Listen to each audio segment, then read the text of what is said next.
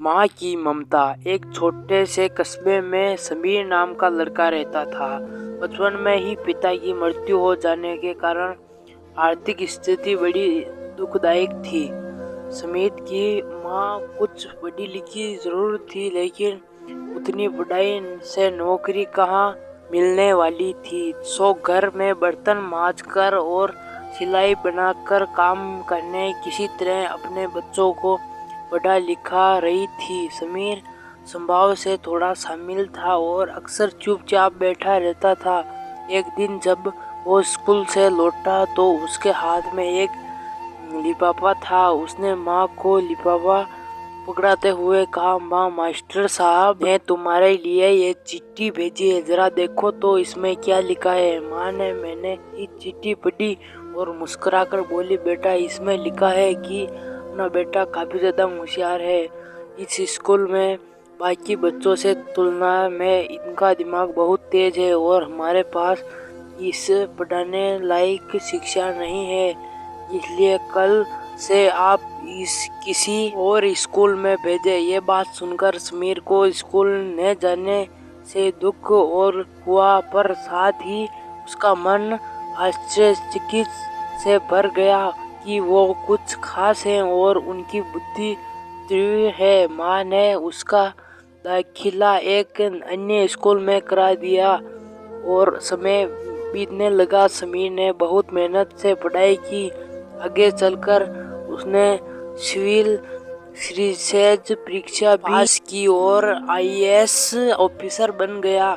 समीर की माँ अब बूढ़ी हो चुकी थी और कई दिनों बीमार चल रही थी और एक दिन अचानक उनकी मृत्यु हो जाती है। समीर के बहुत बड़ा अज्ञात था, वह बिल्कुल वकील कर रो पड़ा।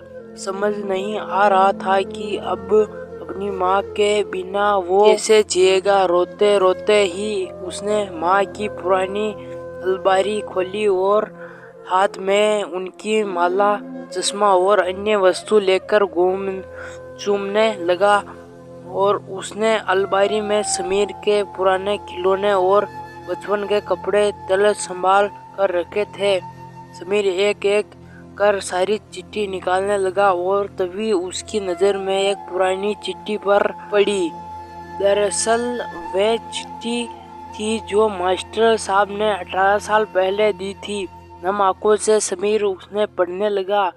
आदरणीय अभिभावक को बताते हुए ये अफसोस हो रहा है कि आपका बेटा समीर पढ़ाई में बेहद कमजोर है और खेल कूद में भी भाग नहीं लेता है। जाने पड़ता है कि उम्र के हिसाब से समीर की बुद्धि विकसित नहीं हो पा रही है। अंत हम इस आपके विद्यालय में पढ़ाने पर असमर्थ है। आपसे निवेदन है कि समीर का दाखिला किसी मंद बुद्धि स्कूल में करवाएं अथवा खुद घर पर रखे कर पढ़ाएं। तो दोस्तों, इस कहानी से यह शिक्षा मिलती है कि समीर जानता था कि भले उनकी माँ इस दुनिया में नहीं रही है, पर वो भी रहे, उनकी ममता का आशीर्वाद सदा उसके ऊपर बना रहेगा। तो दोस्तों, ये कहानी आपको कैसी लगी नीचे कमेंट बॉक्स में जरूर बताएं और दोस्तों, इस कहानी को ज़्यादा से ज़्यादा सपोर्ट करें। तो दोस्तों, मिलते हैं किसी और कहानी में, तब तक के लिए जय हिंद, जय भारत।